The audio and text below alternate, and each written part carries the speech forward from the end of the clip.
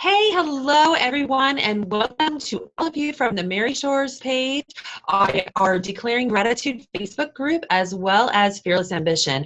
I am here with Cheryl Muir, and we are going to do a quick Q&A for aspiring authors. We actually tried to do this live. We got into all kinds of technical issues, so we're going to be posting the video in just a little while. So welcome, Cheryl. How are you doing today? Thank you for having me. I'm doing great, thank you. How are you? I'm so good, and I am so excited. So I've had flu for about 2 weeks, and just feeling much better. So I'm so excited about that. Oh, wait a minute. I got like a funny, let me get rid of this in the background, y'all. That's better. This is our Christmas picture that we just took from with our staff, so it's super fun.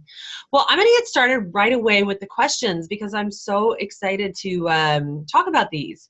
So a question came in from Jennifer McCormick on Facebook, and she says, this is a really good question, and I think it's so important. And Cheryl and I will both answer the question. She says, the structure of the book is what holds me back from starting. I guess I'm looking for a starting point. Do I use a structured template or just let the words flow? What is best to engage readers? Possibly a bit of both. So I'll start with my answer to this question.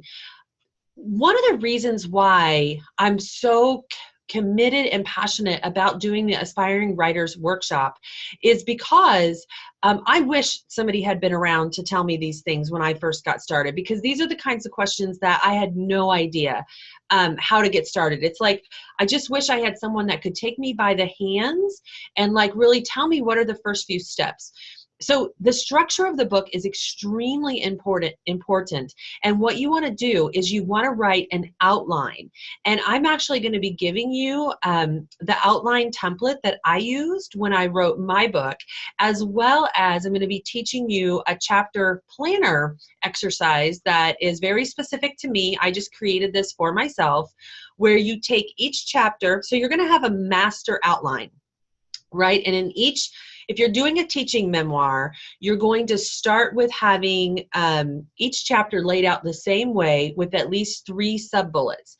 Now, the wonderful thing is we're going to be giving you a free outline for your entire book, but also this chapter planner, which it's going to be like fill in the blank, which is you're going to use the chapter planner to write the outline. So I think that's wonderful. Cheryl, what's your thoughts on structuring the book? And yes, it will hold you back, because if you don't write the outline, you'll never finish the book.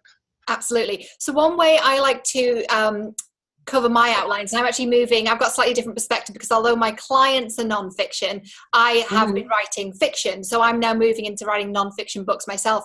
And when I'm writing my outlines, I'm looking at the subject matter and the problem that I'm solving for my readers, and I'm basically breaking it down into steps. So I'm working right now on an outline for a book about twin flames. So I've brainstormed all of the misconceptions out there about twin flames, all of the places where people stumble, all of the things that are talked about that are just simply not true, and frankly some of the things that I'm really passionate about on both sides, on the side that I love about the twin flame journey and the side that I find quite annoying, and some of the narrative that I find quite annoying within the twin flame space. So anytime you're really passionate about a subject, write all of that down, and they may become some of the misconceptions that you address in the book, and from that you might get 10 or 12 points, and that becomes your outline.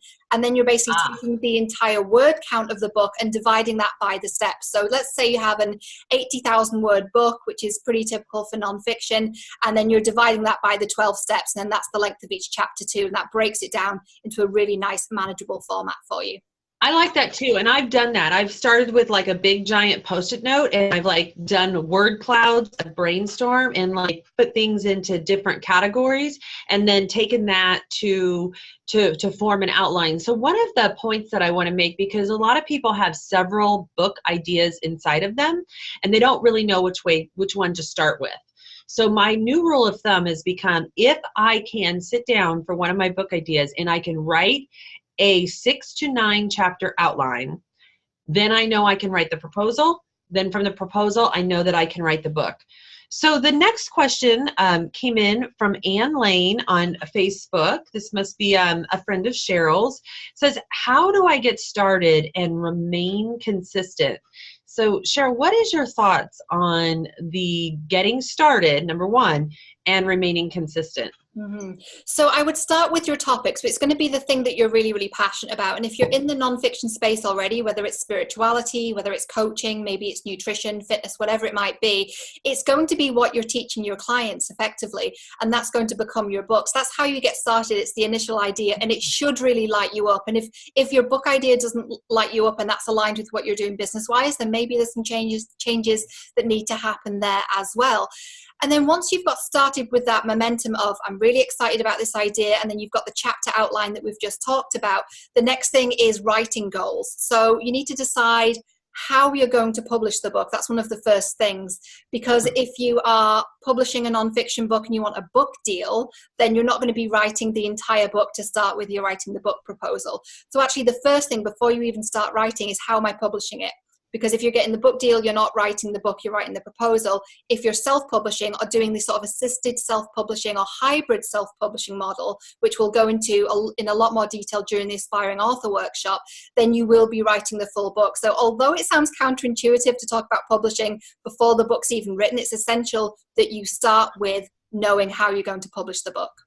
Yeah, I think that's really great. And when I was just recently at the Write, Speak, Promote event for Hay House, which is how to become a mover and shaker, one of the points of advice I was giving people is, one of the ways you can use to decide whether you want to do traditional publishing or self-publishing is, what are the goals of the book? Mm. So if you need it for more of a business card, or to establish yourself as an expert, it's a really great idea to self-publish. And then, but if you already have a platform, like for example, myself, with my book, Conscious Communications, I'm not a personal coach. And so my goals were different, because it wasn't to try to get clients. And so for me, it was very important to want to get a traditional publisher, because I'm looking at having a very large national platform. The next question that came in, which is very similar about this last question, which is time, always time, with 3 exclamation points. So that came from Mosami Jewelry on Twitter. Now, I think that's such a great point, because the thing that, and it goes right along with what Cheryl was just saying, is like, you have to commit yourself. And so one of the ways that I did this was, I broke the book down and had certain deadlines. Now, of course, I had a contract with Hay House. So I had, by the time I signed the contract, I already had 1 chapter completely finished, and I had a couple of others already started. And so I'd actually written chapter 5 first, but I set myself deadlines. So I knew what the due date was of the first draft, and then I divided that in and gave myself 3 to 4 weeks to write each chapter. But here we go, and right back to the beginning of the Q&A, that because I already had that outline written, and it was a very detailed outline, and because I had already written the proposal, it was really more of an unpacking process. So it was taking like my chapter abstracts, it was taking my outline and adding in as much information as possible, and then going back in and filling in the words and paragraphs and all of the structure of the chapters. But yes, you have to have a lot of discipline and being committed to the end result goal. And so, Cheryl, we've just got a couple minutes left. Can I put, we'll have to break this up into more Q&As, but what is the value in writers promoting their books to other writers? This was a really great question that came in on Twitter, and I was actually talking to the lady who'd asked it, and she's talking about this phenomenon particularly amongst fiction, but it happens in the non-fiction space as well, where you start using these hashtags like hashtag am writing, but without really understanding who's looking at that hashtag. So the hashtag am writing is used in the writing community. So when you're using that hashtag, you need to realize that's the people who are looking at it. So the question becomes, who is your reader? If your reader isn't a fellow writer, i.e. unless you're writing a book like Big Magic, which is about creativity and writing, you don't want to be targeting that audience. So you need to think about, who is my reader? And Mary, I know we went really into a lot of detail and steps when we did the interview in your group Fearless Ambition, so I'd really encourage people to check that out if they haven't already seen it. But really break down who is your reader and how do you find them on social media, and they might not be in those really typical hashtags like am writing. So be really aware of that. If you are targeting them consciously, that's fine, but be aware of how you're reaching people. Yeah. So do you have a suggestion for a hashtag that's pretty hot right now in the personal development space? I'm a fan of some of the Gabby Bernstein ones. You know, she's so Okay. popular and she has a lot of a really dedicated tribe. So hashtags like Spirit Junkie are very perennial. She obviously has Judgment Detox coming out. I mean, obviously you don't want to piggyback too much on somebody else's Right. hashtag, but so be conscious of that. But at the same time, when you know you have an audience that's similar, that can be a place where you can find a section of your tribe as well. Yeah, I think like looking at women's empowerment, there's been some that I've found that I've been using there. So the last thing that came in was from a friend of mine, Andrea Joseph, in the Declaring Gratitude group. And I love this comment, and I'll end on this, is she says, I've got several book ideas. Is it weird that I actually don't want to share them for fear that someone will steal them? I actually love this question because this is one of the things that I used to worry about. So before I got started, I would have all these book ideas, but I would never want to talk about them because I thought, such a great idea. Someone else is going to want that, and they're going to take my idea. So here's the answer. It's not weird that you feel that way. I think that so many, especially as aspiring authors, feel that way, and I think it's very, very natural. Here's the answer, though. Don't worry about it, because you know what? Your book idea is probably already been written. It's amazing how many people like read my book and then tell me, oh, the book I'm writing is just like yours, where they think that like they accidentally came across this idea.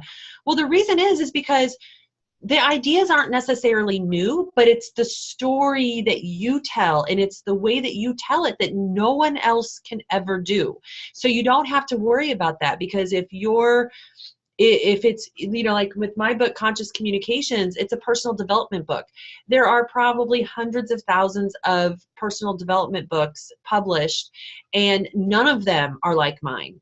None of them are going to have the exercises in the same way. None of them are going to have the material organized in the same way. And they certainly don't have my story. So Andrea, no one else owns your story. That is just you.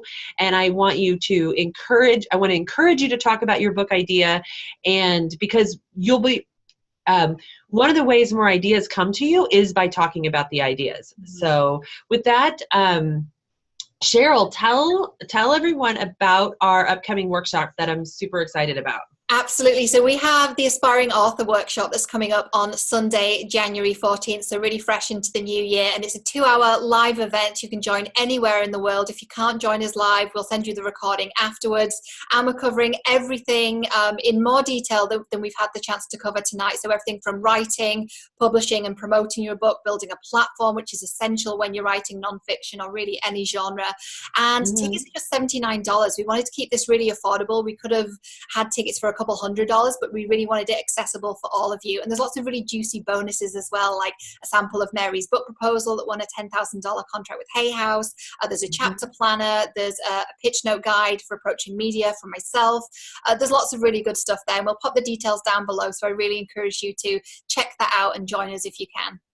Yes, thank you so much. We're going to, one of the things I'm excited about that I've just putting the finishing touches on yesterday is we're going to go through section by section of a book proposal, and I'm going to tell you why every one of these sections is important, what information you're going to include in it, and all the links, the different lengths of all the sections of the proposal. So proposals are so very important, and you'll be so grateful that you wrote one, because it's going to be the foundation of your entire book. So thank you so much, Cheryl, for jumping on this with me today, and I will see you next time. We'll do another Q&A real soon.